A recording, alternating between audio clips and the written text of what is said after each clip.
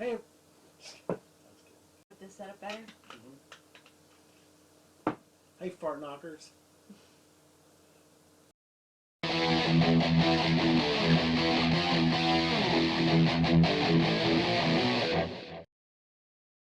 Hey guys, Jess, aka Dan KORESH here. Okay. Hi guys, it's me, Amanda, your cutie of Carnage. And welcome to a very special episode of Paper Cuts on ChannelSundown. Alright guys, today we're going to be talking about The Shining. Maybe you've heard of it. It's a little indie book, an indie film that came out a few years ago. His favorite. Today we're going to be doing a book versus film discussion. Yes, this should be interesting because I've never read the book, but I've seen the movie, so. Why read the book when you can just watch the movie? But not in this case. So as many of you know, The Shining is a book by Stephen King. It was released in 1977 on Doubleday Press. It was Stephen King's third novel, but it was actually his first bestseller. Oh, wow. Yes.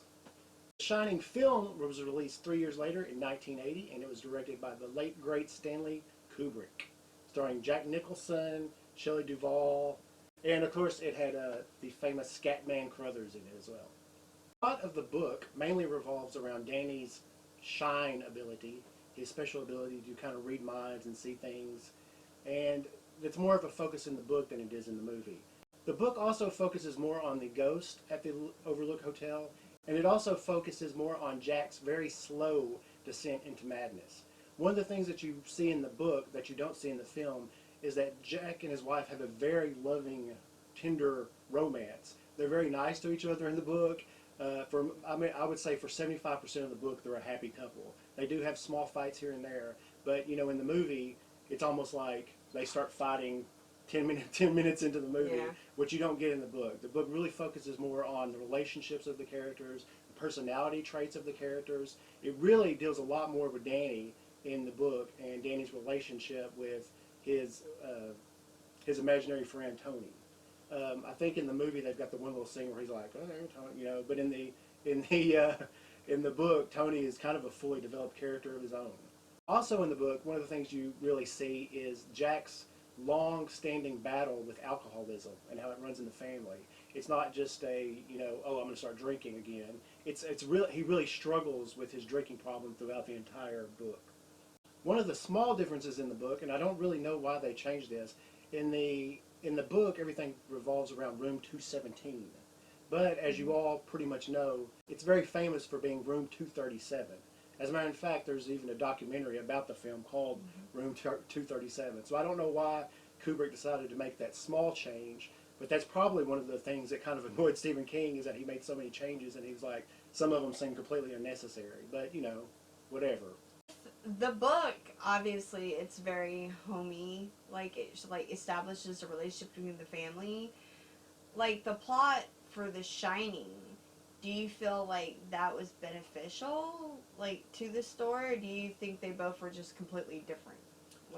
I think it was beneficial to the story because you really develop an affinity for these characters. And in the film, it really just kind of jumps into a bad situation. Not really jumps into it. I mean, there's a small lead up. But, you know, that was one of Stephen King's problems, is that the characters weren't fully fleshed out and developed. Okay, so, like, the film version, like, the plot is basically them going into the deceit to madness, versus the book is mainly about a family trying to guide its way through chaos? Yes. Oh. Whoa, man, that was deep. Well, I just got that from what you were saying, so, yeah, so write that down. Yeah. In the film, the movie is actually more about his madness and less about Danny's character, and more about, you know, the actual assault on the family, because he's chasing them around a lot. And believe it or not, another huge difference between the book and the movie is there's no maze in the book. The maze does not exist in the book. That's something that Stanley Kubrick completely developed for the movie. Oh, I do know, because I saw this really, really crappy miniseries of The Shining, and I hated it. I thought it was stupid. But they had, like, these, I think it's like moving plants. Like, they're the moving hedges. Now that actually is in the book, and I think that is in the book. Now, from what I understand, I've never seen the miniseries or the I don't remember who made-for-TV did it. movie. I didn't write the information down on it because I didn't remember it until now. You just told me that. But they had like hedges that were like animals. Yeah, and it was very cheaply done. Yeah, oh yeah, I'm sure that is what it's in the book. And from what I understand, Stephen King, the made for TV, was it a made for TV movie? Yeah, it was a miniseries. Or a miniseries. Yeah, the miniseries was more in line with what Stephen King actually wanted for the movie. I don't know. It'd be interesting to see what, if maybe if the movie's growing on Stephen King over the years, but I really don't think it has, because as an author, you put a lot of time and effort into these characters, and like it probably took him a good while to write this book, and he probably had a good, I don't know, he was on a lot of cocaine back then, so it probably didn't take him that long at all. But he had you developed like a love for these characters, and to see them just kind of rush through, like their lives just kind of sped up, because like I said, it really does go a lot more in depth with Danny's character, and so you feel really bad for this kid when you're reading the book, because you're learning about everything he's going through, how he's struggling with these powers, Yeah. I mean, it's hard being a kid anyway, but when you're a kid and you're like, what's happening to me? Why am I special? What are these things? What's going on with me? Then you really do develop a special kind of bond with Danny that you don't really get in the movie. So I'm going to do my pros and cons for the book and also for the movie. A lot of these things are things I've kind of touched on already. Of course, my pros for the book, and it's obviously going to be, it's a book, so it's a more fleshed out story. There's more development with the characters. One of my problems I discovered when I was reading the book, and maybe it's just me, but they use the N-word a lot in the book, like a lot. And I know these were different times. I mean, I don't know exactly what the it came out the year I was born, so I don't really know what the culture was as far as that goes. But now I know, like in today's society, going back and reading it in 2019, it's really hard to to see the N-word over and over again, because it doesn't say N-word in the book. It's hard to hear it. Yeah, and when you're reading a book, you're saying that to yourself in your head, and it makes you really uncomfortable. Yeah. And I don't remember them using that. Within reason, like I could read like stories where they use it when it was predominant to the story of like the time and the situation and stuff. But when it's just like third around, like it's not a slave story from that. It was from 1977. So I don't know, that kind of made me uncomfortable, and maybe that's just me. Maybe no one else has a problem with that, but it just makes it seem kind of outdated, and. The movie's kind of like this timeless movie where you can just watch anytime. It's been a popular movie for many years. Well, that's just like that movie I was watching. What movie was I watching? It was like one of my favorite movies, and I was watching it, and one of the girls said, "Oh, well, he's a FAG," and I was like, the 80s movies. Good I was Lord. like, oh my goodness, I don't remember them saying that. Like, there's so many movies that are just like, oh man, and I'm like, wow, like, oh, he's a homo. I'm like, geez, that is awful. Well, I just watched Lawnmower Man again last night, and that's another the FAG word, the F word. We'll say the F word. Yeah, we'll say the other F word, but I can't say that one. It's amazing how much things have changed, for the better, and kind of really a short time time period. Because really, if you go back and watch any '80s movie, it's like, oh, that's GAY, or he's a FAG. It's like, geez. But yeah, that's definitely a big change that's happened. Pros for the movie would be that, of course, it's a Stanley Kubrick movie, so it's visually stunning. It looks great. It tells a story. It doesn't tell the same story that the book does, really, if you think about it, but it does tell a story, and it succeeds on that level. It's got, the maze is iconic. I know the maze isn't it. It's you just kind of look at them as separate beasts. That's what I've learned going back and revisiting both of them, is that you have to look at them at their own thing. You've got to appreciate the book for what it is, and you've got to appreciate the movie for what it is. Would be my only con for the movie, is that it does leave out a lot of the heart of the book. I'm sorry, guys. I'm like rubbing against my leather chair, and he keeps making noises, and I swear it is not me. She just ate Mexican food. So no, that's... Guys, I swear it's the chair. It's the chair. Like, oh yeah. I swear it's a chair. I'm not... What happened? Oh man, this is... Back to the point at hand. the thing with me is a lot of people tell me, Amanda, you need to read The Shining, and The Shining, the book is better than the movie. And of course, I understand the book is better than the movie, but I think the movie is just going back. People might prefer the book more because of the story, okay, and the reading, and just being in depth with the characters and everything, and understanding like the surrounding and be able to grasp everything within your own ideas. And like you said, it grasps a whole family aspect of it, but at the same point, the film knew what it was. It was a film. It was visual. It was visually grasping, and it took you to what you would do when you read a book. You're sitting there and you're getting basically it sounds so tacky, but a forest. Like you're getting a play field of just, inter-stories and interweaves and just going in and just grasping, the situation at hand. And a film, you can get very overwhelmed. So you want to establish something visual. And I think that if you guys go for, because it's ambiguous. It's very loose. It's very, I'm calling the film loose, but it's very open. And, the points of view, the ending out and everything. It's visually grasping, and it gets you on kind of like you don't know what you're watching, you don't know what you're getting. So I think the book would be good for people who prefer the book. I think kind of like the diving into the story, and people that enjoy the visual would enjoy the film. I haven't read the book, so I can't say what I like more, but I love the film because I think the film was great. It was fantastic. And it was, but then again, if it was ever made now, it would have 10 million jump scares. I just appreciated the non-jump scares, because even the most terrifying scenes weren't jump scares. You walk by a man in the suit, looks up, the woman in the bathtub, and, anyways, not going to get into all that. But I just think I appreciate the film more, but then again, I never read the book, so I just think it's different types for different people.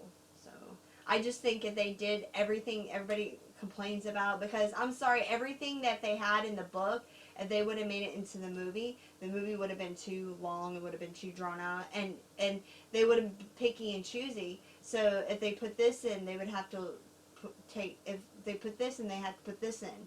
They'd have to put this in. So if they took this out, they had to take this out and this out.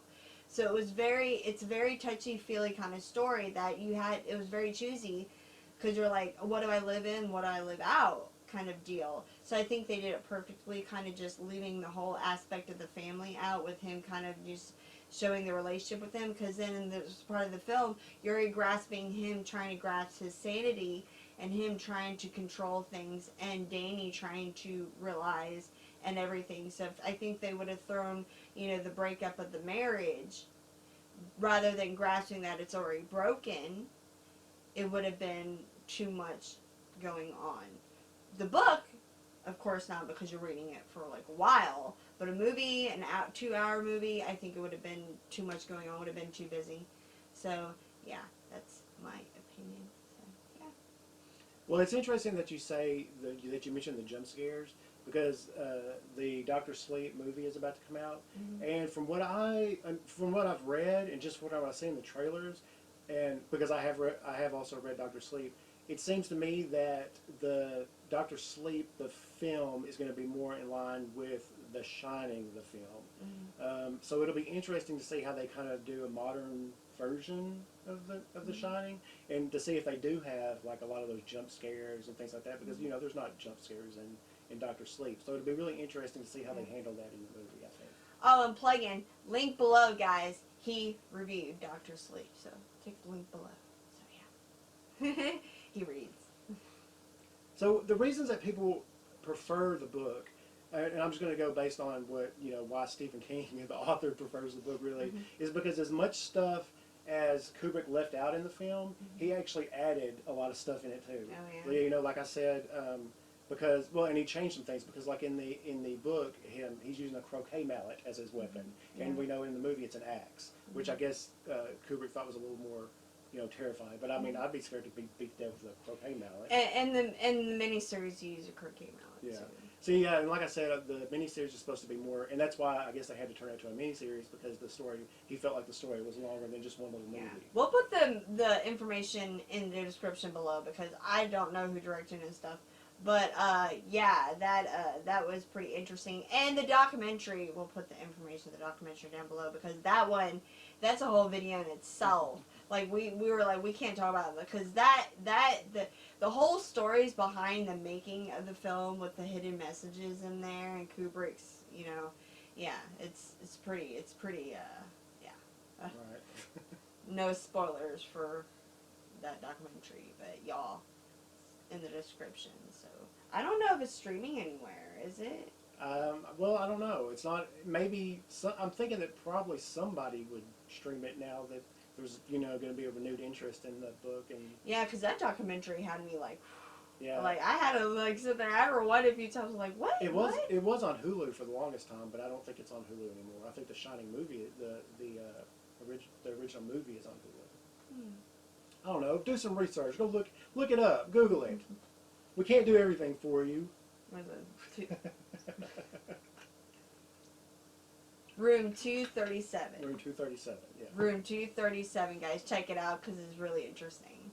Some of the other things that Kubrick added into the movie that aren't in the book, I don't know. You be the judge. There's no scene with the twins in the hallway, the Grady twins. Oh wow. That is not in the book.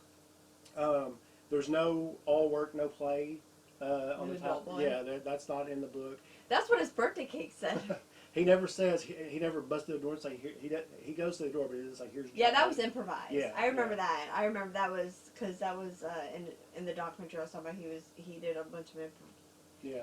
Yeah, because, don't mean to interrupt you, sorry, but Stanley Kubrick was really kind of, I hate to say it, but he was like a real asshole. Yeah. Asshole to... And that's another reason, we'll segue right into that, because that's another reason that a lot of people prefer the book, is because in the book, Wendy is a very strong female character. She's wow. in the movie, Kubrick reduced her to, she was really terrified. Yeah. Like she wasn't, that wasn't just, I'm sure she's a good actor. Yeah. She's crazy now, by the way. Yeah. She lost, no offense, but she lost her mind. And I think it was because of the way of the movie. Well, she talks about she said he was very, he like, they talk about in the documentary, he was very, what's that word, persuasive in basically just telling people to treat her like crap. Yeah. And she was, when you see her, she was really terrified through a lot of that. And she's not that way in the book. I'm sorry, because she's a really strong female character and a strong mother and wife, and she doesn't just bow down and take his crap through the whole book. So that's one of the reasons people might also prefer the book. And one of the other reasons that people might prefer the book is that if you like Dick's character, Dick is a more predominant character in the book. And, spoiler alert for the book, Dick does not get killed in the book. He actually shows up and saves the day and lives. So a lot of people that was a twist in the movie for people who read the book. Right. We were like, "There's Dick," and all of a sudden, X, and they were like, "What?" Yeah, and it's really Dick and Danny have a really tight bond in the book. It's really interesting because they both have the same power, so they have a lot in common. And Dick is more of a mentor to Danny in the book. So the reasons that people would prefer the film are really reasons that anyone would prefer any Stanley Kubrick film, or anyone's a fan of Stanley Kubrick. It's because it's got like this supposed hidden imagery and it looks. Stanley Kubrick knew how to shoot a beautiful film, and this is a beautiful film. It looks really good. Despite any problems you might have with the differences in the book and the movie looks good, and it's got all these little hidden things in it. You really should recommend. You really should watch the movie Room 237 because there's so many things in there that that would be a whole nother video into itself. Yeah, it's stuff like about the moon landing and just anyway, it's too much to even get into, guys. It's a good documentary about Stanley Kubrick. I had to pause it a few times and rewind because I was like, what? And it's all like because Stanley Kubrick directed the moon landing. It's anyways. And Stanley Kubrick, you might prefer the film because it does have the maze in it. The maze is a very essential part of the movie, and Stanley Kubrick designed that himself. If you've ever seen any documentaries like Room 237, he had made a little scale model of the maze. I mean, that was really important to him. I don't know why he thought that the movie needed that, but it ended up being a very important part of his film. So Exactly. So as far as a verdict for if I prefer the book or the film, we know Amanda prefers the film because she hasn't read the book. So we'll say that Amanda prefers the film because she can't read. Just kidding. I think she can read. She has to be able to read. She makes like all these notes before we film. She makes like a folder of notes before we film. I can read. It's just ever since You've got a lot going on. I have a brain. I have I'm dealing with a brain injury. So like I can only focus one thing at a time. And reading, trying to focus on with a screaming 4-year-old is like hard for me. Because it's like literally I'm doing something and it's like, oh, squirrel. And then I get back to it and then I'm like, what the hell did I just read? Like, that's what happens. Oh well. So, as far as a verdict goes over whether I prefer the film or the book, I'm going to have to say by a tiny... Guys, this is my chair! I swear this is my chair! Oh my gosh! This is so embarrassing. Look, mine's squeak. No, my hands keep rubbing against the chair. It keeps making... It's not going to do it now that I'm doing it again. It does it when I'm not expecting it. Anyways, sorry. Go on, sir. So as far as my verdict goes for whether I prefer the film or the book, I'm going to say by a very small margin, I prefer the book. I know that's shocking to you, and you have to understand what that means because The Shining film is my favorite movie. So for me to say that I prefer the book really means something. And the reason I do is because of the reasons I named earlier. It's more fleshed out characters. You really develop a bond with them. And it also, I read The Shining, the book, and then I went right into reading Dr. Sleep. After I reread The Shining, I went right into Dr. Sleep. So, it's like me and Dan have been hanging out for a while now, in the books. So by a very small margin, I prefer the book just because I'm a reader, and I understand that a lot of people are going to prefer the film. But as a reader, it's a really good book. It's very well written. The characters are very fleshed out. They're very interesting characters. And so I prefer the book. I am not really surprised, but yeah, that makes sense. But Shining is every time I get a Shining thing, it goes to him because I have a lot of favorites. I have a whole list of favorites, and that's like the one thing he has. So I'm like, it's the one thing I have. That sounded so sad. The Shining is the one thing he has. Well, yeah, because like I'll see like stuff for horror films, and he's like, oh well. Yeah, here, or hey, I saw this online. I'm like, oh, cool. And then when he sees something shiny, he's like, I want it. Daddy want it. Me likey. So, guys, that's what we've got for you today. We're really curious what your opinions are. Are you really psyched about the Dr. Sleep movie? How many people have actually read the book? How many people that have seen the movie have actually read the book? How many people that are going to see Dr. Sleep have actually, read the book? How many people are there that are going to see Dr. Sleep that have never seen The Shining? That's it. I'm kind of curious about that too. It's because it's a whole new generation now. There are people that may not have, have ever even seen The Shining. So, let us know what you think about all this. Leave us comments. We're willing to discuss it with you. Let us know. Comment below. And another thing is, guys, I know we had our Shining shirts. We're going to wear that today, but we decided to wear that when we go see Dr. Sleep. So when we do our Dr. Sleep, because we're nerds, so we're going to wear, we didn't want to wear our shirts too much, but we're going to be wearing our Shining shirts when we go see Dr. Sleep. So there you go. So we have all those taken care of. You guys know we have the Dr. Sleep book review. Like we said, the link is below for Mr. KORESH. And now we said what we said about The Shining. You guys stay tuned because we're going to have a review for Dr. Sleep very soon. Ah, see what I did there? I just spit like a villain. And thank you for joining me for Paper Cuts, Amanda. It was nice having someone sitting next to me. Other than behind the camera. It's not the typical book review. I know, because I'm usually standing behind and plugging the stuff in and then going to the living room and Watching Paternity Court. Yeah, watch Paternity Court. That's what I usually do on your film days. But there we go, guys. So, guys, do not forget, we seek approval. And everyone's like, we seek approval. Man isn't even here. Yeah, guys, I'm talking, but this was his episode, so he did most of the talking. So, you guys, remember that Jesse and Amanda, we both seek approval. So, remember to like and subscribe. Like and subscribe. Alright. Until next time, guys. Bye. Bye. See you at the movies. That's what they say on Cisco Neighbors. Oh, that's a good one.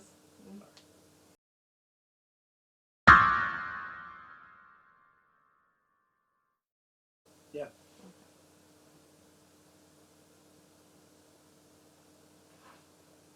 You know, now that it says something, it's probably not going to make any noise anymore. So, anyways.